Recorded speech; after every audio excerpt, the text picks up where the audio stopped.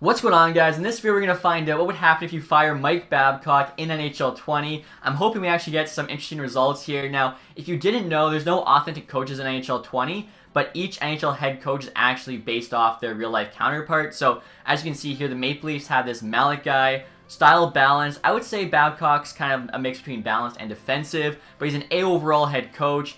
He's got a really big salary, just like Mike Babcock. Again, it's based off Mike Babcock. So you can see $6.3 million salary, 5 years left, 49. That's not quite the right age. Maybe they didn't want to get too close. A+ offense and defense, A power play, A+ penalty kill, A- teaching, A- coach influence. So his teaching is probably his worst thing, as he's more of like an established team kind of coach. He only had like that 1 year, the first year of coaching the Maple Leafs where they did bad, and then every year since they made the playoffs. Same with, I think he's missed the playoffs twice in his entire NHL coaching career, so really doesn't coach rebuilding teams for the most part. So I feel like those stats make sense. You can see there, current morale's happy, best player chemistry, Hutchinson, Tavares, and Muzzin. I'm not so sure about the Hutchinson one, but what are you going to do? Balance there. Team fit only at 55%. So the team fit's really not that great. You can see there, roster scheme fit, how all those players fit in. You've also got team strategies here. I feel like the things that'll have the most impact are the ice time allocation. So both forward and defense, just roll all the lines. And then line strategies here might have a bit of an impact.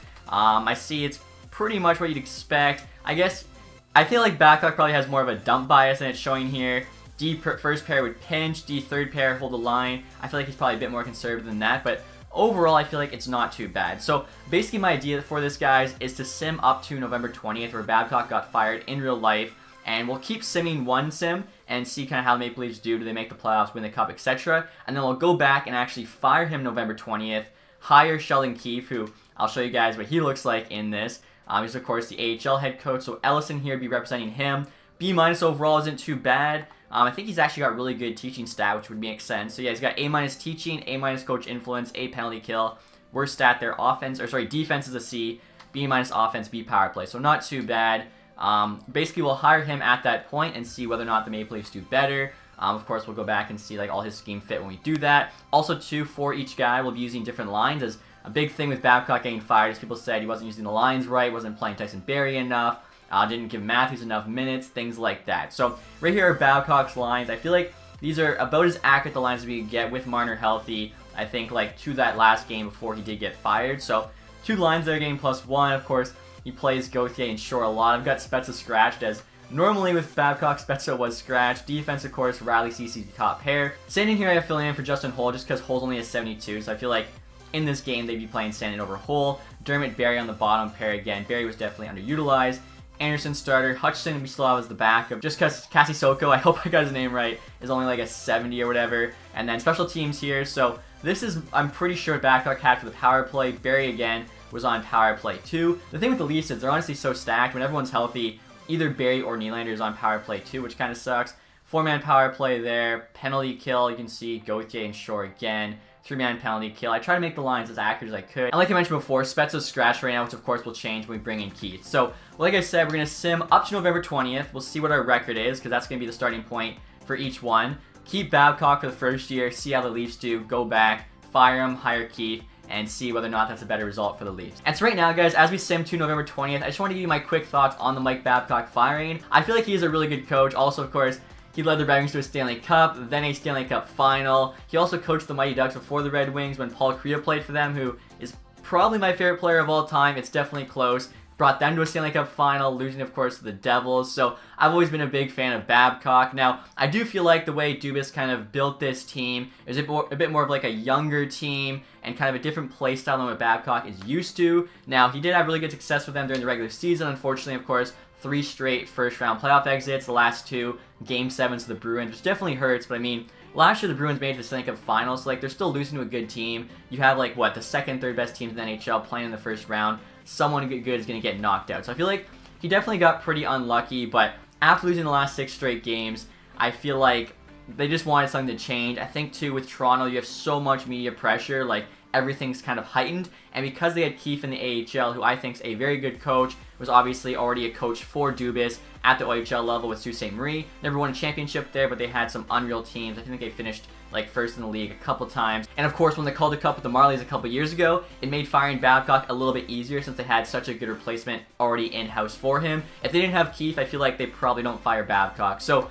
overall, what am I trying to say? I feel like, to me, the Babcock firing made sense, although I do think if it wasn't for having Keith in the AHL, they probably would have let him ride out this season. And as you guys can see, we're now at November 20th, the day they fired Babcock. We'll call it like B-Day or something. And the Leafs are pretty good right now, 15-7-1. In real life at this point, they were 9-10-4, so definitely playing a lot better in game. First in the division there with 31 points. In real life, they're out of a playoff spot. Obviously, in real life, they lost their last 6 straight up to this point, where here, we actually have lost, what was that, 3 straight, including the shootout loss. So, I mean, I guess they are skinning a little bit, but definitely not as bad as they were, you know, like I said, in real life, which led to the firing of Babcock. Matthews there is playing very well, 32 points, 23 games, a lot better than he is right now. So we're just going to keep simming here with Babcock to the end of the season, see where they finish. So this is kind of interesting, guys. As I'm simming, the first head coach to be fired here is actually the Montreal Canadiens head coach, of course, would be Claude Julien. So we can't fire Babcock, so obviously he wasn't going to be first. I am curious to see, too, if when we fire Babcock and promote Keith, another NHL team will hire Babcock since he is, you know, such a high-rated coach in-game.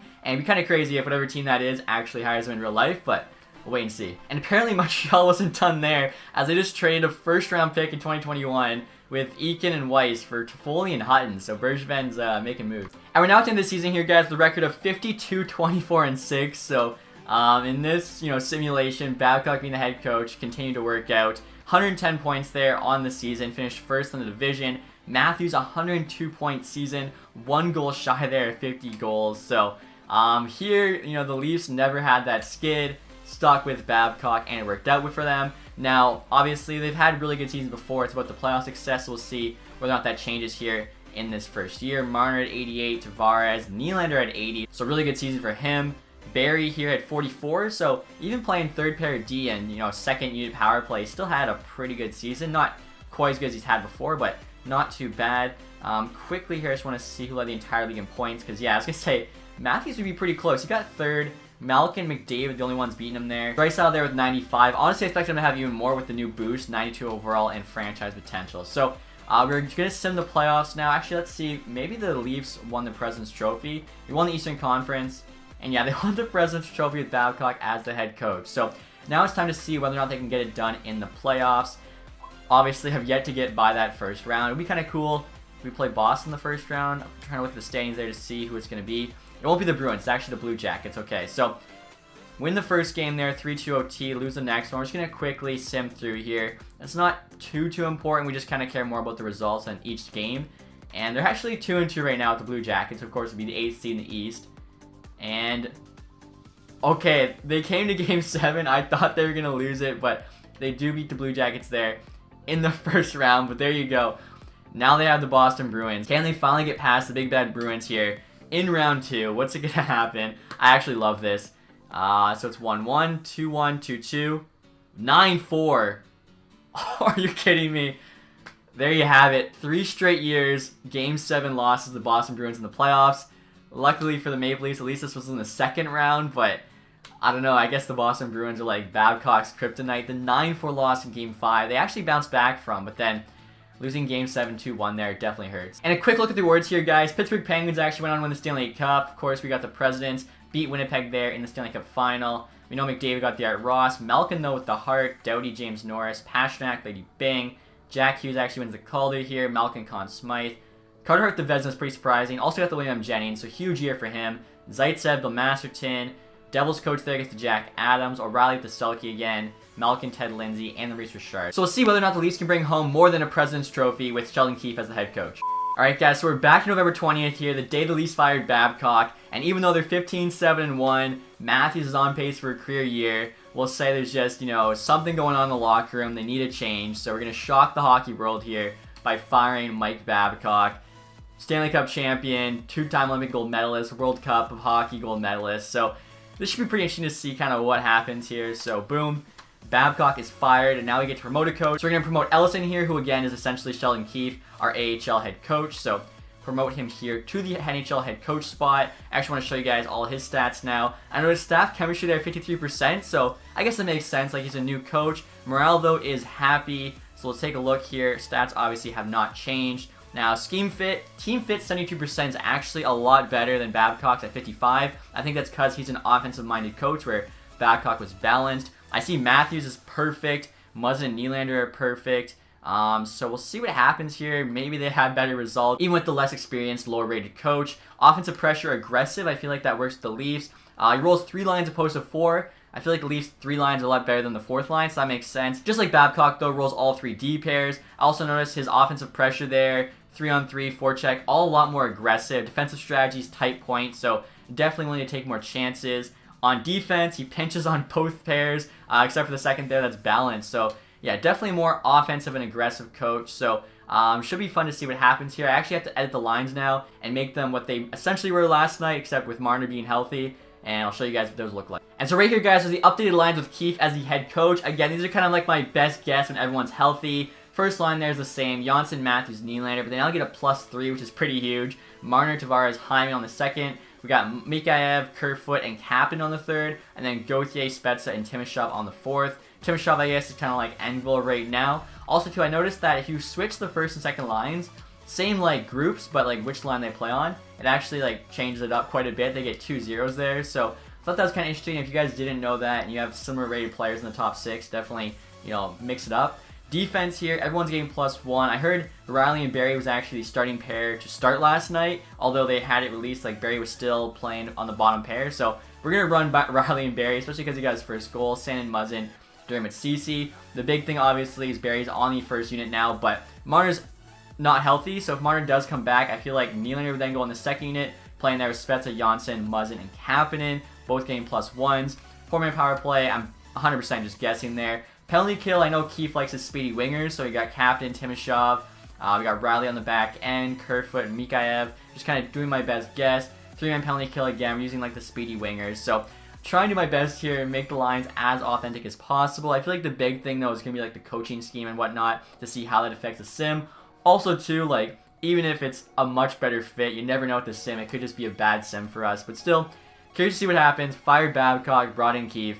Let's see if we do just as good and hopefully make it past the Bruins in the playoffs. And check this out, guys. Boston just traded for Jake Gardiner. So if we meet up with them in the playoffs, that's going to make it even more interesting. But still have, like, in a couple weeks to go until the deadline and then some more simming after that. Right now, I feel like this team's doing a little bit worse than when they had Babcock, but again, playoffs is really the only thing that matters here. So wrapping up the season now, guys, with a record of 42, 33, and 7. I think that's good for 91 points. So we are in the playoffs, but obviously didn't win the President's Trophy or anything like we did last season. We actually finished with 19 less points. Matthews there, 98 and 82. So a really good year again. Not quite as good, although exact same amount of goals. Still had 49 goals, just a few less assists. We'll see how everyone else on the team performed. I'm hoping Barry did a little bit better because we gave him a lot more ice time. So I feel like he had to have.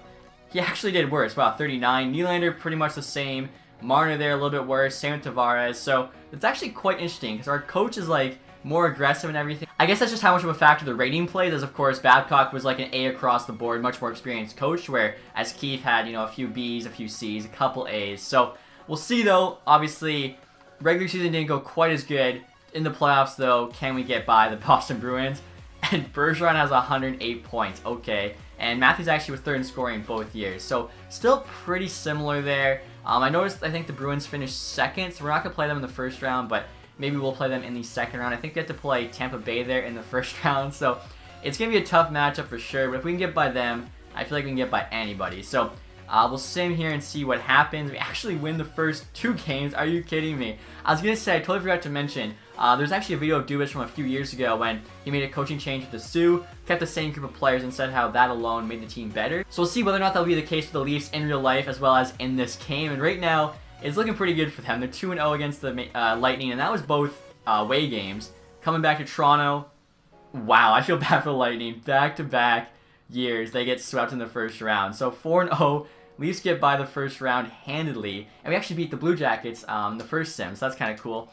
And here we go. I was hoping for it. Here we go. And we lose the first game to the Bruins. All right, let's see. Can they get by the Bruins, or does it not matter who the coach is? Just the team itself can't beat the Bruins.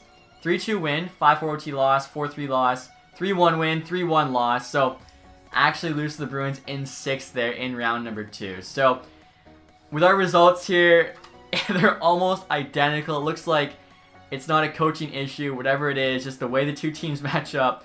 The Leafs cannot get past the Boston Bruins. I'll show you the words here, guys. Winnipeg Jets actually win the Stanley Cup this time. Of course, we didn't win the President's Trophy. It was the Pittsburgh Penguins. Winnipeg beat the Philadelphia Flyers there in the Stanley Cup final. Bergeron somehow gets Derek Ross and the Hart. McDonough actually, James Norris, kind of surprising. Pasternak, Lady Bing. Kakko gets the Calder this time. Little with the Conn Smythe, that's very surprising.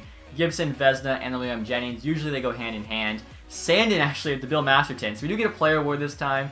That is pretty cool. Barney there, so Oilers head coach with the Jack Adams. I was wondering if maybe because our guy was like an AHL head coach, still brought us to the playoffs, he would have got it, but I guess we were kind of already in a playoff spot when we brought him up. Bergeron also gets the Selke, along with the Ted Lindsay, Art Ross, and Hart. I wonder if a player's ever won all 4 of those trophies one year, even just like the Art Ross and the Selke in one year. But that is pretty cool. Also want to show you guys, so I was wondering, like, did any team hire Mike Babcock? And the answer is no, because no other team actually fired their head coach this year, which is kind of surprising. So he is still available there as a free agent head coach, the best one available, A overall. I am wondering what's going to happen with him. I feel like he probably doesn't join a new team this season. If anything, it'll be like next summer. If the Wings continue to do bad, maybe they'll hire him. Really not sure. I feel like he's definitely got to do something similar to Tortorella, where he got fired by, I think, the Canucks. Sort of kind of redid his coaching strategies, became a bit more modern, brought in, you know, a few new techniques and stuff, and has done really well with the Blue Jackets. I feel like Babcock's going to have to do something like that too, change some of his old ways